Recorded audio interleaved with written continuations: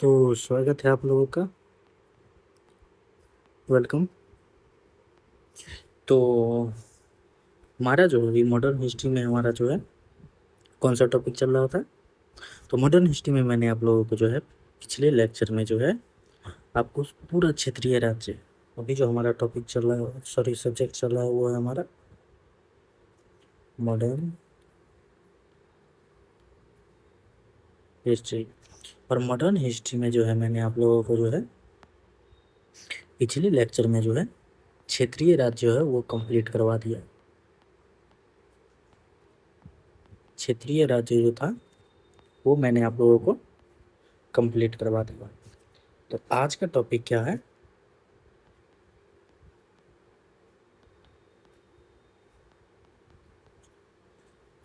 आज का टॉपिक हमारा क्या है? आज का टॉपिक है ब्रिटिश पॉलिसी। क्या है? British policies. क्या है आज का टॉपिक? ब्रिटिश पॉलिसीज मतलब ब्रिटिश की नीतियाँ, ब्रिटिश नीतियाँ, ब्रिटिश नीति। इस ब्रिटिश नीतियों को जो है, इस नीति को जो है हम दो तरह से बांट के पढ़ लेंगे ताकि हम लोगों को जो है याद रखने में आसानी हो जाए। क्यों? क्योंकि ब्रिटिश नीति बहुत है। जैसे एक नीति हो जाता है जो हमारा है, जब हमारा जो है ब्रिटिश साम्राज्य का विस्तार कर रही थी उस क्रम में उन्होंने कौन सी नीति लागू की। और दूसरा होता है जब हमारा जो है ब्रिटिश जो है अर्थव्यवस्था पे हमारा जब नियंत्रण कर रही थी, यानी कि भू राजस्व में उन्होंने कौन सी नीति लागू की। तो एक हम पढ़ेंगे विस्तार की नीति और एक पढ़ेंगे हम यानी कि विस्तार के क्रम की नीति और एक पढ़ेंगे आर्थिक नीति। तो हम दो प्रकार की नीति पढ़ेंगे, यानी कि ब्रिटिश नीतियों को जो हम दो तरह से बांट लेंगे। पहला है हमारा साम्राज्य विस्तार नीति,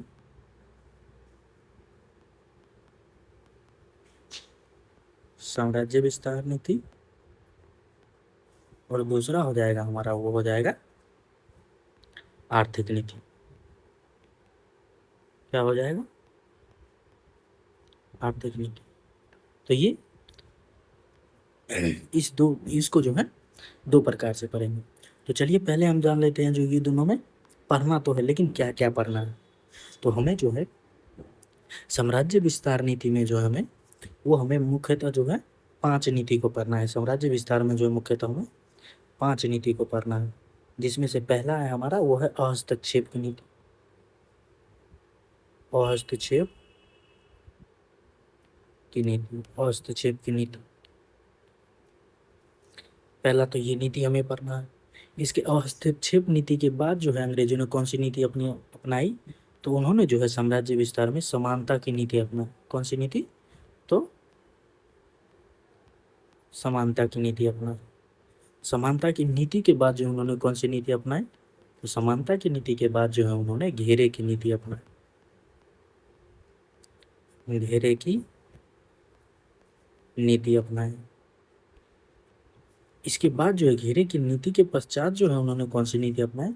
तो घेरे की नीति के बाद जो उन्होंने सहायक संधि अपनाई। सहायक संधि अपनाई। क्या अपनाई? सहायक संधि। और सहायक संधि के पश्चात जो उन्होंने कौन सी नीति अपनाई। तो सहायक संधि के पश्चात जो है उन्होंने हड़प नीति अपनाई। क्या अपनाई? हड़प नीति अपनाई। और इसी हड़प नीति के ही क्रम का परिणाम हुआ जो हमारा 1857 का विद्रोह हो गया। और 1857 के विद्रोह के बाद जो है, जैसा कि आप लोगों को बता दिए थे हम, तो 1857 के विद्रोह के बाद जो है हमारा ये जो कंपनी का शासन वो समाप्त हो जाएगा और ब्रिटिश ताज का शासन जो है यानी कि महारानी का शासन भारत पे स्थापित हो जाएगा। तो इसके पश्चात जो है कोई भी नीति नहीं आएगी। तो इसके पश्चात जो है साम्राज्य विस्तार के क्रम में मुख्यतः यही 5 नीति है हमारा। पहला है हमारा हस्तक्षेप की नीति, दूसरा है हमारा समानता की नीति, तीसरा है हमारा घेरे की नीति, और चौथा है हमारा सहायक संधि, और पांचवा है हमारा हड़प नीति। तो ये 5 नीति को जब हम पढ़ लेंगे तब हम ये समझने योग्य हो जाएंगे जो ब्रिटिश ने जो है हमारे भारत में किस प्रकार से जो है अपना विस्तार किया था, यानी कि कंपनी का विस्तार जो है ब्रिटिशों ने किस प्रकार किया था। तो ये हो गया हमारा साम्राज्य विस्तार की नीति, और एक नीति हमारा आर्थिक नीति। आर्थिक नीति मतलब भू राजस्व पर अंग्रेजों ने किस प्रकार से नियंत्रण स्थापित किया, भू राजस्व पे उन्होंने किस प्रकार से नियंत्रण स्थापित किया, ये है वो नीति। तो एक है हमारा आर्थिक नीति, और आर्थिक नीति जो है हमारा, आर्थिक नीति में हम 3 प्रकार की नीति को पढ़ेंगे। आर्थिक नीति में हम कितने प्रकार की नीति पढ़ेंगे, आर्थिक नीति में जो हम 3 प्रकार की नीति पढ़ेंगे, जिसमें है पहला आर्थिक नीति में मुख्यतः राजस्व भू राजस्व व्यवस्था के बारे में पढ़ते हैं, जो कंपनी हमारे जो है भारतीय राज्य से किस प्रकार से जो है राजस्व वसूली करती थी। तो जिसमें हमारा पहला व्यवस्था जो होगा, यानी कि राजस्व वसूलने का जो पहला व्यवस्था था वो था हमारा अस्थायी व्यवस्था। अस्थायी व्यवस्था या अस्थायी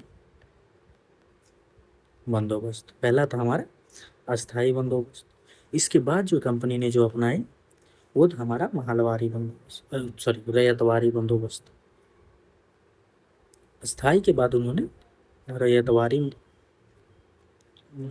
रैयतवारी व्यवस्था की शुरुआत की, और उसके बाद जो है उन्होंने लास्ट में महलवारी की व्यवस्था की, महलवारी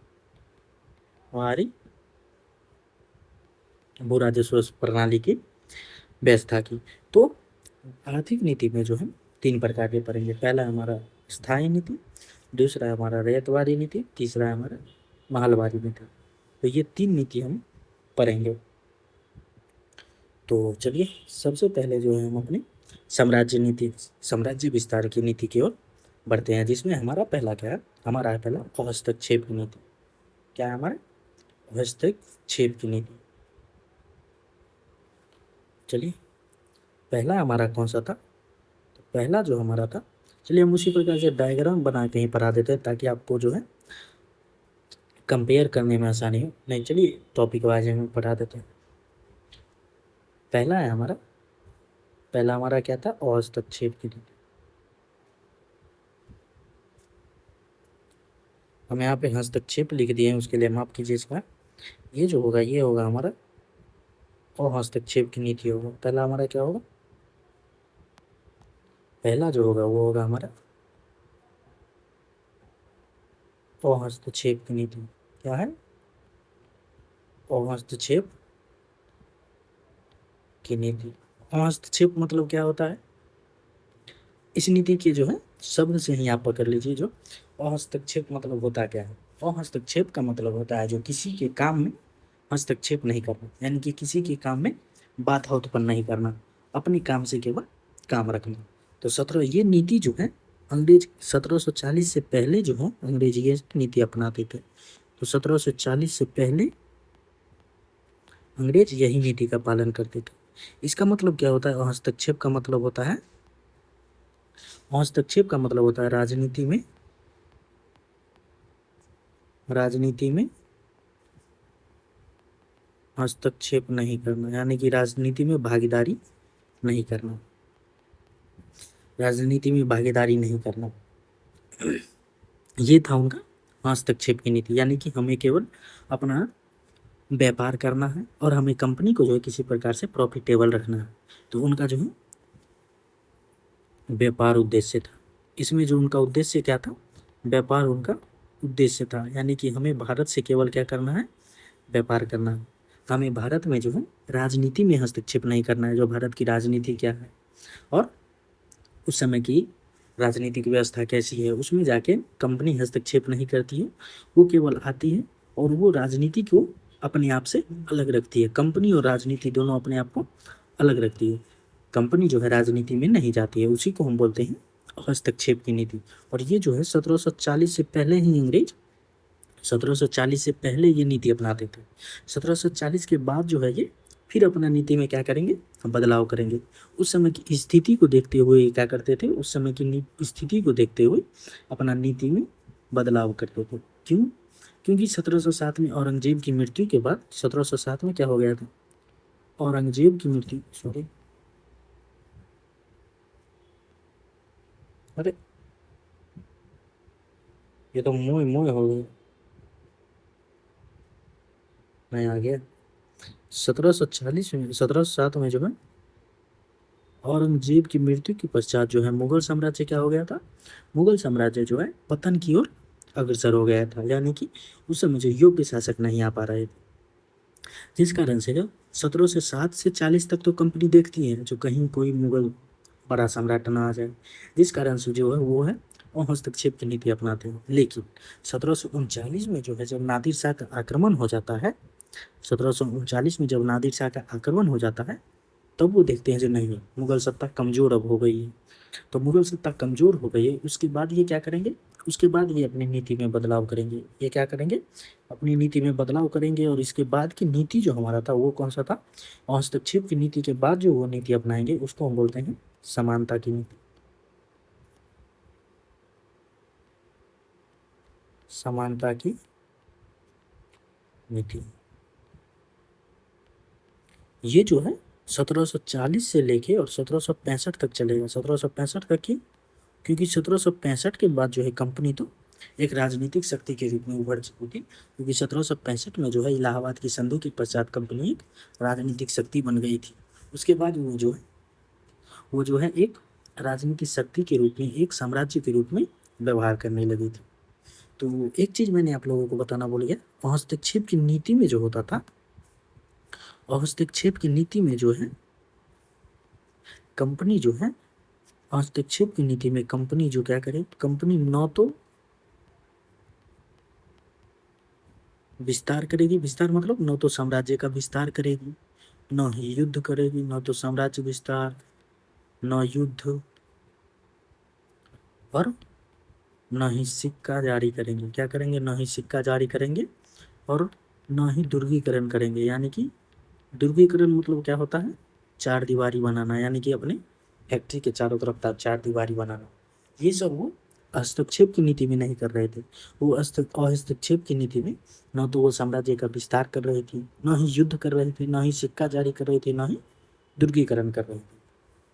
लेकिन जब समानता की नीति आई, जब उन्होंने समानता की नीति अपनाई, तब उन्होंने क्या किया, तो समानता की नीति में इन्होंने जो है भारतीय राज्य में, समानता की नीति में इन्होंने क्या किया, समानता की नीति में इन्होंने भारतीय राज्य में क्या करना शुरू कर दिया, तो भारतीय राज्य में ये युद्ध करने लगे।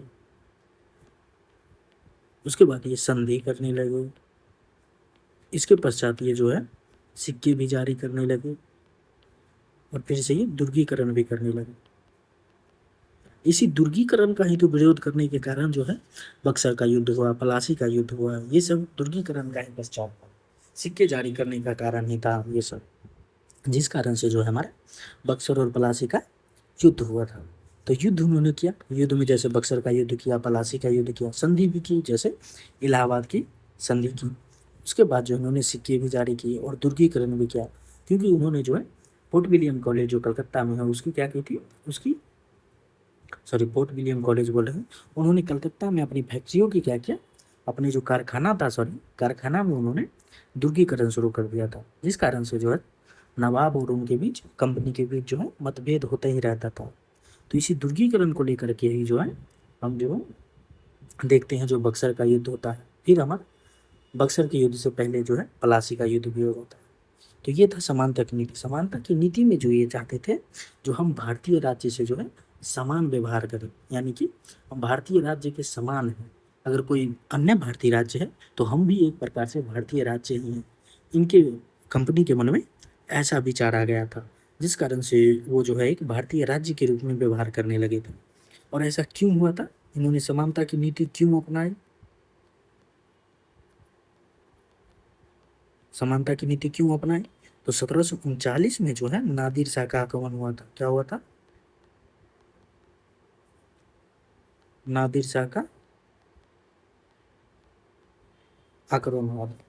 नादिर शाह का आक्रमण के पश्चात जो है ये उभर गया, जो मुगल सत्ता अब जो है कमजोर हो गई है। वो बाहरी जो है, बाहरी चोट को सहने के लिए तैयार नहीं है, यानी कि बाहरी जो है प्रतिरोध को वो नहीं सह सकती। इसलिए जो है कंपनी ने अपनी नीति में बदलाव किया और उन्होंने समानता की नीति अपनाई, जो हम भारतीय राज्य के समान हैं, हम युद्ध भी करेंगे, हम आपसे संधि भी करेंगे, हम सिक्के भी जारी करेंगे, हम दुर्गीकरण भी करेंगे। तो ये था हमारा समानता की संधि। समानता की संधि के पश्चात जो है हमारा संधि हो जाता है वो है हमारा समानता की संधि के पश्चात जो संधि होता है, संधि बोल रहे हैं, समानता की नीति के पश्चात जो उन्होंने नीति अपनाई उसको हम बोलते हैं घेरे की नीति। क्या बोलते हैं? घेरे की नीति। नाम से ही स्पष्ट है, घेरा मतलब घेर कर किसी को मारना, घेर करके किसी को पीट देना, वही हमारा है घेरे की नीति।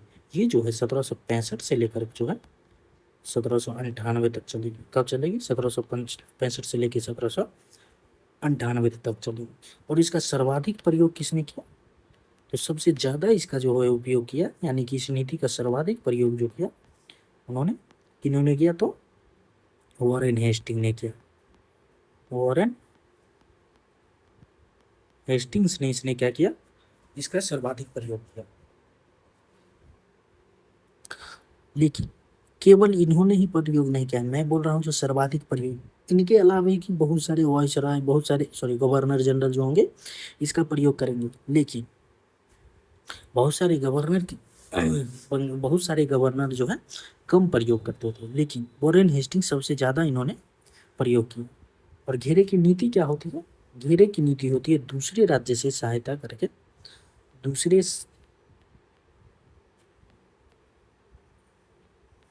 दूसरे राज्य से मिलकर अन्य राज्य को मारना,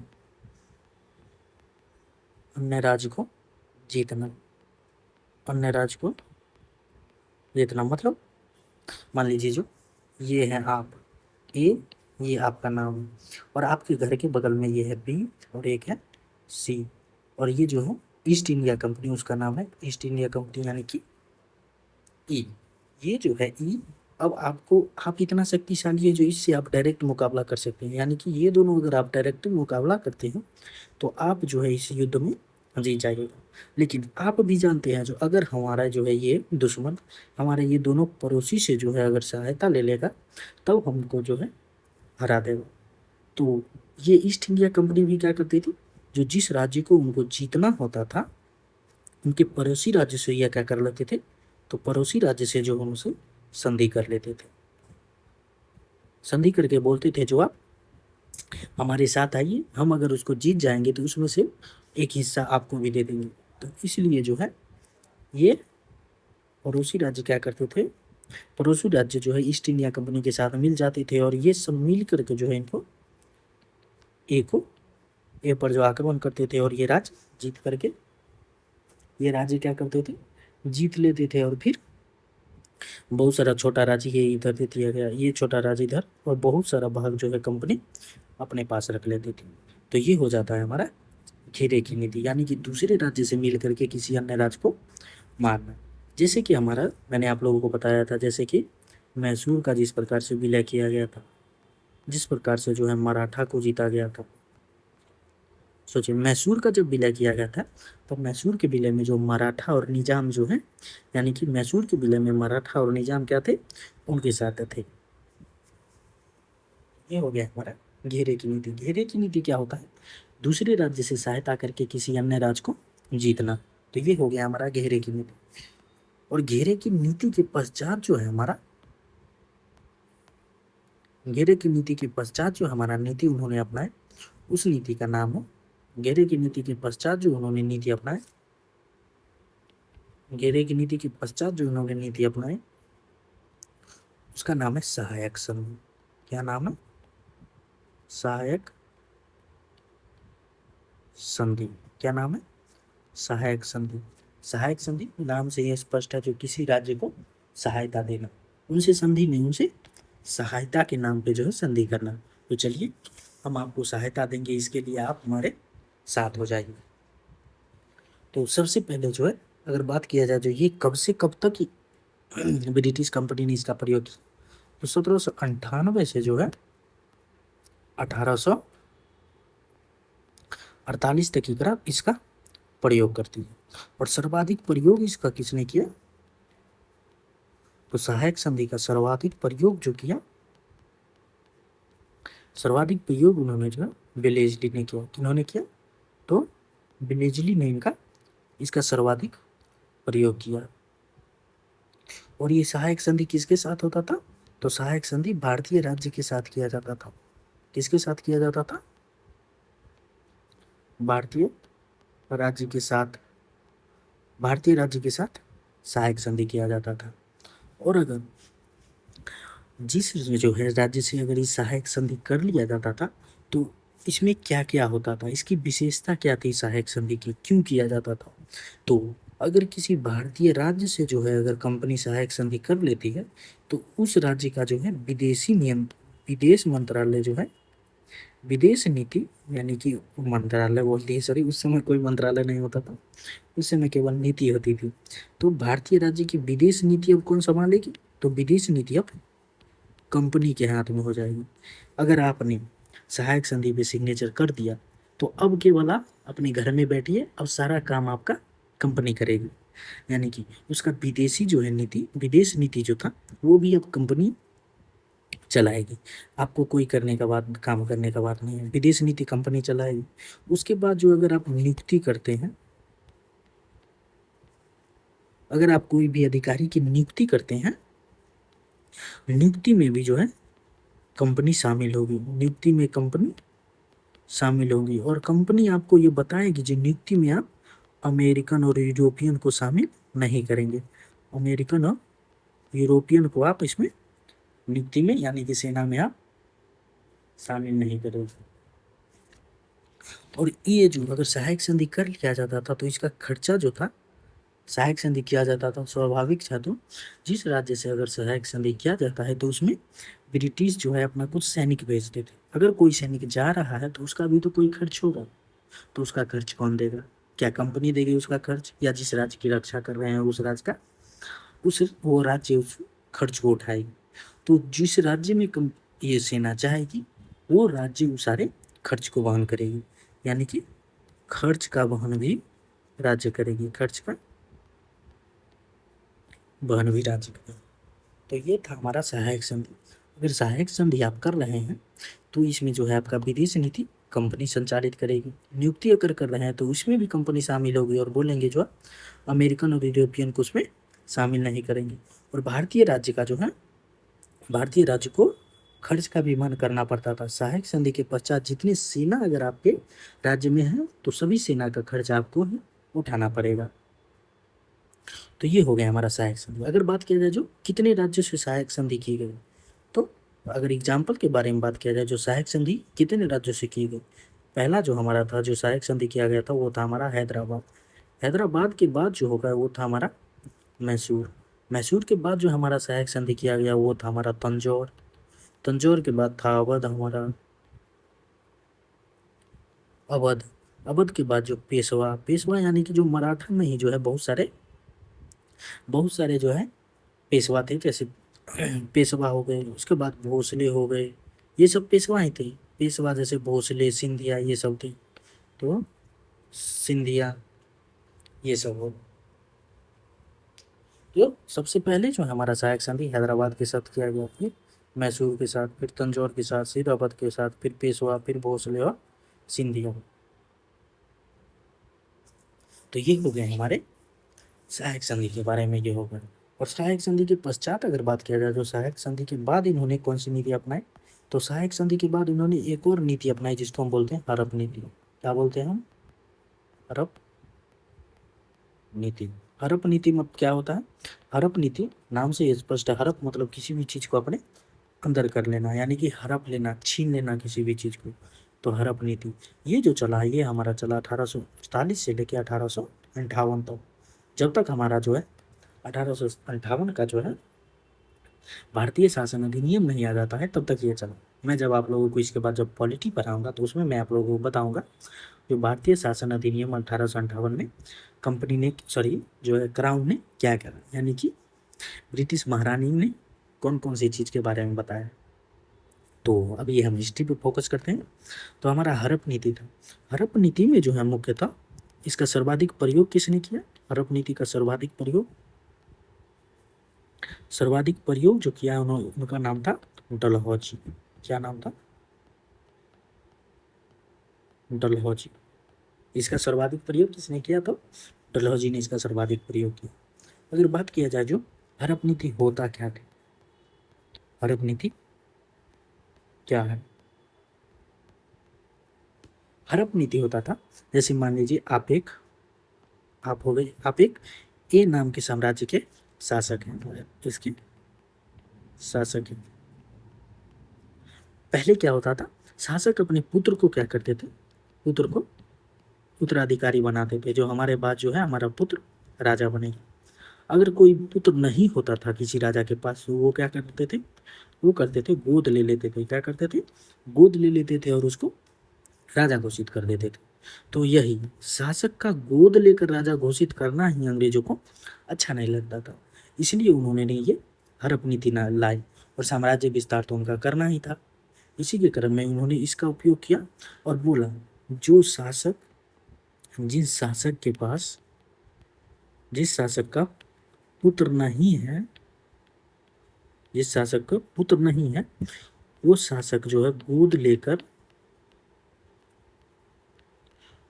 लेकर उसको पुत्र को राजा नहीं बना सकते, गोद लेकर वो राजा नहीं बना सकते। यानी कि मान लीजिए जैसे कि आपका जो है एक पुत्र नहीं है, आपने किसी को गोद लिया, तो आप गोद ले सकते हैं, उससे कोई कोई आप अंग्रेज को झंझट नहीं, यानी कि अंग्रेज उससे कोई मतलब नहीं, अंग्रेज को आप गोद ले कुछ भी करें। लेकिन आप गोद लेकर जो है, गोद लेने के बाद जो है आप उसको राजा नहीं बना सकते, आप अपने उत्तराधिकारी के रूप में उसको नहीं कह सकते।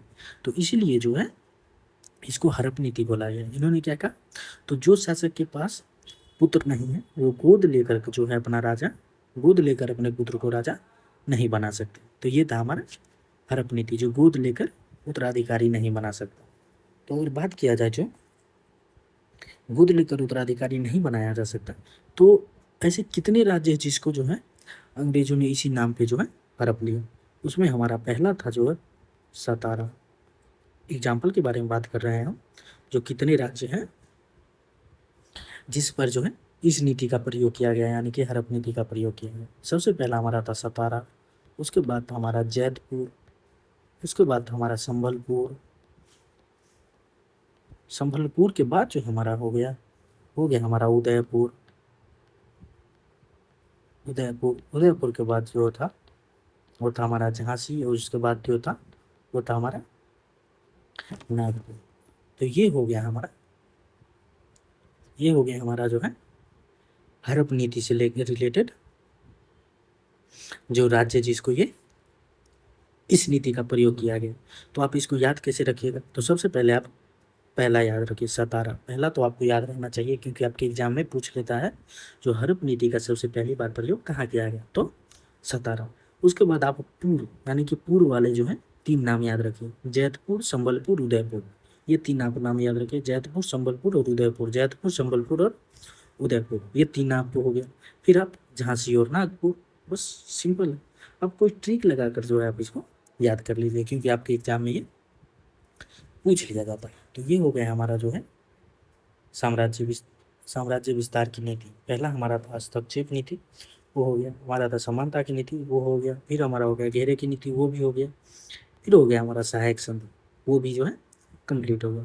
इसके बाद है हमारा हड़प नीति, ये भी कंप्लीट हो गया। इसके बाद हमारा क्या है, आर्थिक नीति। आर्थिक नीति में कितना है, 3 है। पहला है हमारा स्थायी बंदोबस्त, फिर है रैयतवारी, फिर है महलवारी।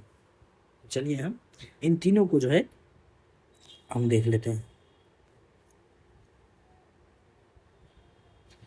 तो हम अभी क्या देखने वाले हैं, हम अभी देखने वाले हैं वो है हमारा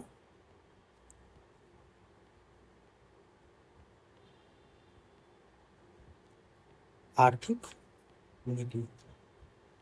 क्या है हमारा आर्थिक नीति। आर्थिक नीति में जो हमारा प्रमुख है वो हमारा क्या है,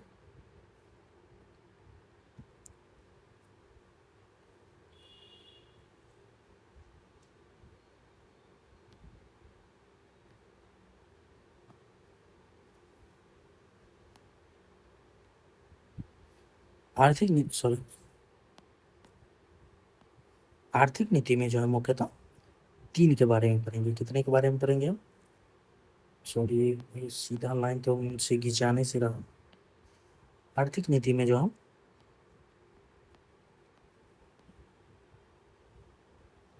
3 चीज पढ़ेंगे, यानी कि आर्थिक नीति है जिसको बोलते हैं भू राजस्व व्यवस्था।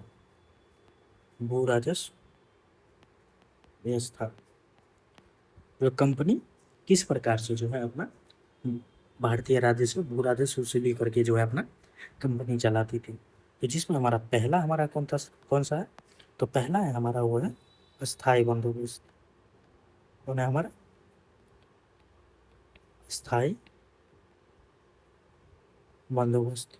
इसके बाद हमारा क्या है, वो है अस्थायी बंदोबस्त के बाद हमारा रैयतवारी बंदोबस्त। रैयतवारी, अस्थायी के बाद हमारा रैयतवारी, और रैयतवारी के बाद है हमारा महलवारी। क्या है हमारा रैयतवारी के बाद है हमारा महलवारी। तो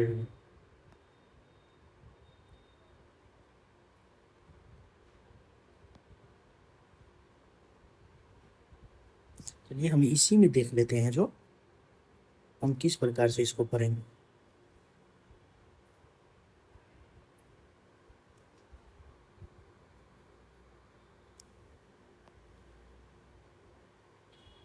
तो ये हो गया हमारा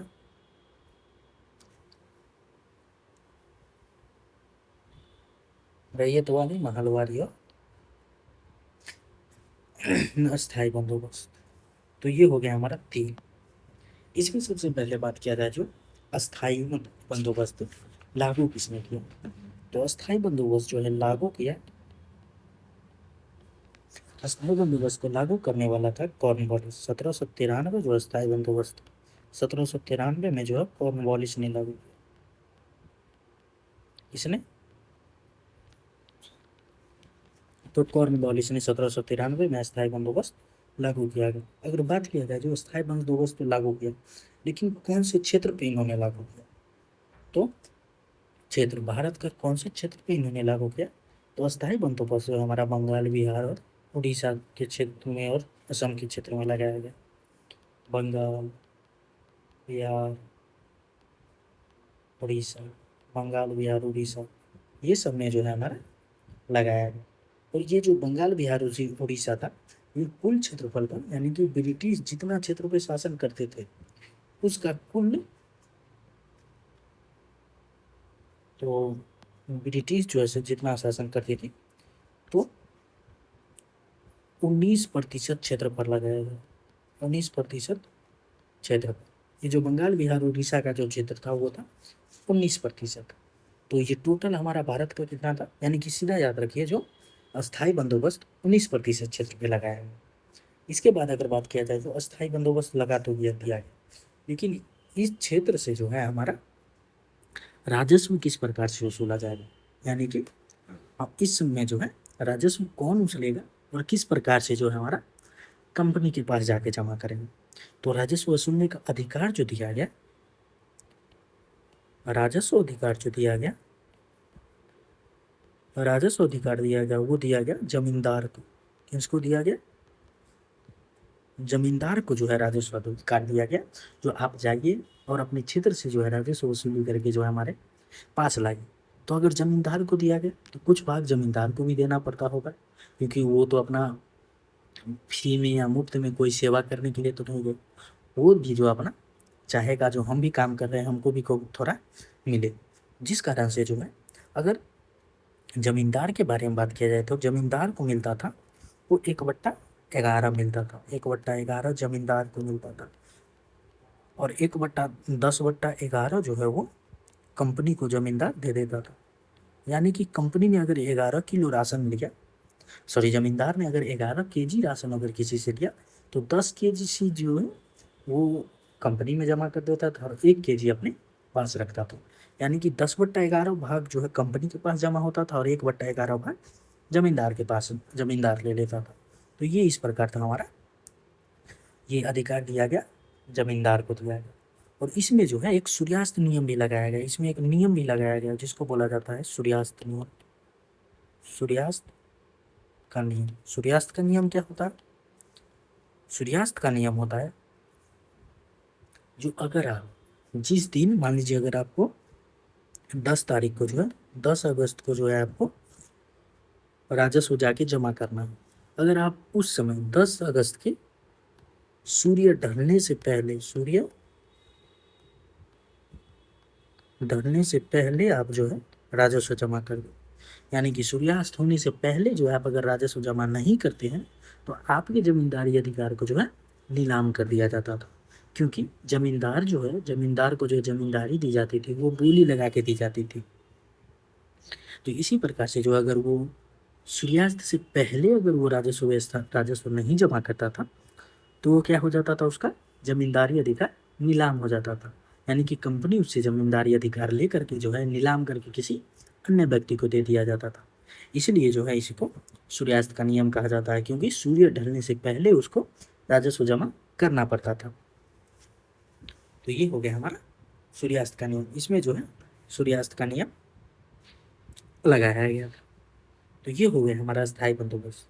हम तो उसमें बहुत सारे चीज़ बढ़ा सकते हैं, जैसे अस्थायी बंदोबस्त का प्रभाव कैसा हुआ, समाज पर उसका क्या प्रभाव पड़ा, कंपनी पर क्या प्रभाव पड़ा, फिर किसान पर क्या प्रभाव पड़ा, ये सब मैं आप लोगों को बता सकता हूँ। लेकिन आपके जो है एसएससी रेलवे के एग्ज़ाम में ये नहीं पूछा जाता। जो नहीं पूछा जाता है, मैं नहीं चाहता जो आप वो फालतू के समय में वो अपना समय जाया करें। तो आप जो है इतना याद रख लीजिए, लगभग आपका क्वेश्चन इतना से बन जाएगा। हाँ, एक और बात पूछा जा सकता है, तो अगर जमींदारी अधिकार तो दे दिया गया, इस अधिकार को जो है जमींदारी अधिकार को जो है क्या जमींदार अपने बेटे को दे सकता है? तो जी दे सकता था, क्योंकि ये अधिकार राजस्व का अधिकार जो होता था वो होता था वंशानुगत होता था। क्या होता था? वंशानुगत होता था। यानी कि जमींदार जो है अपना अधिकार अपने बेटे को दे सकता है, जो आप जाके आप राजस्व वसूली कीजिए। तो ये हो गया हमारा अस्थायी बंदोबस्त के बारे में। अब है हमारा रैयतवारी बंदोबस्त। तो रैयतवारी बंदोबस्त को लागू किसने किया? तो इसको जो है मुनरो रीड ने लागू किया। मुनरो रीड ने लागू किया। अगर बात किया जाए तो मुनरो रीड ने लागू किया। और बॉम्बे क्षेत्र में एक अन्य व्यक्ति ने लागू किया। बॉम्बे क्षेत्र में जो है एली फिंस्टन ने लागू किया। किसने? एली फिंस्टन ने जो है बॉम्बे क्षेत्र में लागू किया। और अगर इसके क्षेत्र के बारे में बात किया जाए, जो इन रैयतवारी बंदोबस्त कौन कौन से क्षेत्र में लागू किया गया, तो ये था हमारा मद्रास, यानी कि आधुनिक तमिलनाडु का एरिया जो है, आधुनिक तमिलनाडु आंध्र प्रदेश का एरिया जो है वो मद्रास। उसके बाद जो हो गया वो हो गया बॉम्बे, और उसके बाद जो हो गया अभी असम। अभी जो हमारा पूरा नॉर्थ ईस्ट है वो पहले पूरा असम ही था, यानी कि मद्रास, बॉम्बे और असम। तो इस क्षेत्र पे जो है लागू किया गया। और कुल क्षेत्र का जो है ये जो है कुल क्षेत्र का 51% क्षेत्र पर जो है ये लगाया गया। 51% क्षेत्र पर जो है ये रैयतवारी बंदोबस्त को लागू किया गया। और इसमें जो है रैयतवारी बंदोबस्त में एक चीज़ किया गया, आपदा का प्रबंध किया गया। आपदा का प्रावधान किया गया। जो अगर कहीं भी आपदा आ जाता है, यानी कि बाढ़ आ गया जिससे कृषि की हानि हो गई, तब जो है रैयतवारी या किसान को राजस्व देने की ज़रूरत नहीं होती थी। अगर बात किया जाए इसमें, तो जमींदार को जो है जमींदारी अधिकार दिया है, लेकिन इसमें जो है सीधे किसान से राजस्व वसूला जाता था। सीधे किसान से राजस्व वसूला जाता था। सीधे किसान से राजस्व वसूला जाता था। इसमें कोई भी मध्यस्थ नहीं था, यानी कि जमींदार का इसमें प्रावधान ही नहीं था। क्योंकि इसलिए बोला गया क्योंकि रैयतवारी बंदोबस्त जो है मद्रास के क्षेत्र में, याद कीजिए, लगाया गया। इसलिए कंपनी बोल रहा था, जो टीपू सुल्तान ने जो है जमींदारों को हटा दिया, जिस कारण से जो उन्होंने सीधे जो है किसान से संपर्क स्थापित करने की कोशिश की और सीधे किसान से जो है वो राजस्व वसूल लेता था। तो ये हो गया हमारा रैयतवारी बंदोबस्त। और इसी रैयतवारी बंदोबस्त के बाद ही हमारा वाणिज्यिक फसल जो होता है, वाणिज्यिक फसल का जो है चलन बढ़ा। वाणिज्यिक फसल क्या होता है? वाणिज्यिक फसल होता है बाजार के लिए खेती करना, बाजार के लिए कृषि मतलब अपने मुनाफे। जैसे अभी मान लीजिए, जो बाजार के लिए कृषि करना मतलब कोई भी ऐसा चीज होगा ना जो तुरंत बिक जाए, आपको रखने की जरूरत ना पड़ेगी, इसको हम बोलते हैं बाजार के लिए कृषि करना। जैसे हो गया हमारा चाय, कॉफी, ये सब व्यवस्था हो गया। तो ये हो गया हमारा वाणिज्यिक फसल, यानी कि व्यापार के उद्देश्य से जो है, व्यापार के उद्देश्य से फसल करना हमारा क्या होता है, वाणिज्यिक फसल होता है। तो ये हो गया हमारा रेतबारी बंदोबस्त। रेतबारी के बंदोबस्त के बारे में बात किया जाए, रेतबारी के बाद अगर बात किया जाए तो था हमारा महलबारी बंदोबस्त। अगर बात किया जाए रैयत, मतलब यहाँ जो है ये देख लीजिए, ये रैयत जो होता है, ये रैयत का मतलब होता है किसान। रैयत का मतलब क्या होता है, किसान।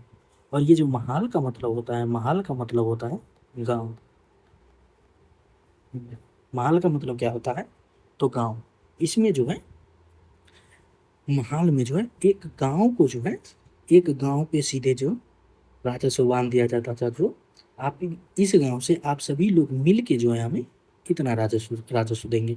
तो पहला हमारा अस्थाई बंदोबस्त था, जिसमें जो है जमींदार जो है एक एक व्यक्ति से जो है राजस्व लेता था। उसके बाद जो है रेतवारी है, जिसमें डायरेक्ट कंपनी एक एक किसान से राजस्व लेती थी। लेकिन महलबारी बंदोबस्त में जो है एक एक किसान से, महलबारी व्यवस्था में एक एक किसान से जो है राजस्व नहीं लिया जाता था, बल्कि एक गांव के ऊपर राजस्व बांध दिया जाता था, जो आपको सब लोग को मिल के इतना राजस्व देना है कंपनी। तो कंपनी जो है उतना राजस्व ले लेती थी। उस गांव में जो है एक प्रमुख बनाया जाता था। तो गांव को जो है, गांव में एक प्रमुख बनाया जाता था, जो इसको, इस राजस्व को वसूल करके जो है कंपनी को देता था। तो ये था हमारा महलबारी बंदोबस्त। अगर बात किया जाए जिसको लागू किसने किया, तो इसको लागू जो किया वो था हॉल्ट मैकेंजी। क्या नाम था, हॉल्ट मैकेंजी ने इसको लागू किया। और अगर बात किया जाए जो क्षेत्र, इस किस क्षेत्र पे लागू किया गया, तो जैसे आप देख लीजिए, जो मान लीजिए अभी हमारा ये जो हो गया, ये हो गया हमारा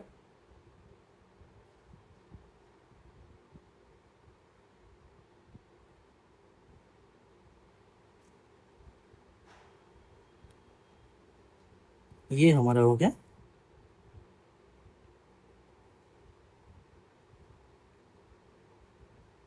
ये हो गया हमारा भारत। जैसे मैंने आप लोगों को सबसे पहले क्या बताया, तो सबसे पहले बताया मैंने अस्थाई बंदोबस्त। तो अस्थाई बंदोबस्त जो हमारा था इस क्षेत्र पे लागू था। किस क्षेत्र, बंगाल, बिहार और उड़ीसा के क्षेत्र पे लागू था। यहाँ पे जो था हमारा अस्थाई बंदोबस्त। और यहाँ जो हमारा था मद्रास का इलाका, इस इलाके पे जो है, इस इलाके और इस इलाके पे जो है, इन दोनों, सॉरी,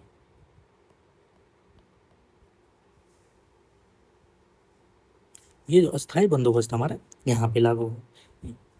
और अगर बात किया जाए जो इस क्षेत्र, यानी कि ये हमारा मद्रास का जो क्षेत्र था और ये असम का जो क्षेत्र था, इस पे हमारा जो है रैयतवारी बंदोबस्त था, रैयत बारी बंदोबस्त था। और अब हमारा बस कौन सा एरिया गया, तो अब ये हमारा बच गया ये एरिया, ये एरिया हमारा बच गया। तो अब ये एरिया पे जो हमें लागू किया जाएगा वो होगा हमारा महलबारी बंदोबस्त। कौन होगा, तो महलबारी बंदोबस्त जो है इस एरिया पे लागू किया जाएगा। तो ये हो गए हमारे तीनों बंदोबस्त। आप मैप पे याद रखिए, जो अभी यूपी बिहार का इलाका जो था, उसमें जो उस पे जो है अस्थाई बंदोबस्त। फिर मद्रास और ये बॉम्बे जो हो गया, मद्रास, बॉम्बे और ये असम, इस पे जो है रेतवारी था। उसके बाद जो अभी का उत्तर प्रदेश जो हो गया, उस समय उस पे जो है हमारा महलबारी था। लेकिन उस समय जो उत्तर प्रदेश को बोला जाता था उत्तर पश्चिम प्रांत। क्या बोला जाता था, उत्तर पश्चिम प्रांत। तो क्षेत्र हमारा कौन सा था, तो उत्तर पश्चिम प्रांत। कौन था, उत्तर पश्चिम प्रांत हो गया। उसके बाद अभी का हरियाणा हो गया, और अभी का पंजाब हो गया। और ये जो है 30% क्षेत्र पर लागू था। मालवारी बंदोबस्त जो था 30% क्षेत्र पर लागू था। और इसमें जो है गांव का प्रमुख जो होता था, गांव का प्रमुख वो क्या करता था, राजस्व वसूलता था। गांव का प्रमुख राजस्व लेता था और वो कंपनी को दे आता था। तो ये हो गया हमारा महलबारी बंदोबस्त। तो ये हो गया हमारा पहला, हमारा हो गया वो हो गया स्थायी बंदोबस्त। फिर हमारा हो गया रैयतबारी, फिर हमारा हो गया महलबारी। तो मैंने आप लोगों को जो है ब्रिटिश के समय में जितना भी था, यानी कि ब्रिटिश के समय जो भी था, यानी कि साम्राज्य विस्तार की नीति, उसके साथ जो है आर्थिक नीति, वो सब मैंने आप लोगों को जो है बता दी।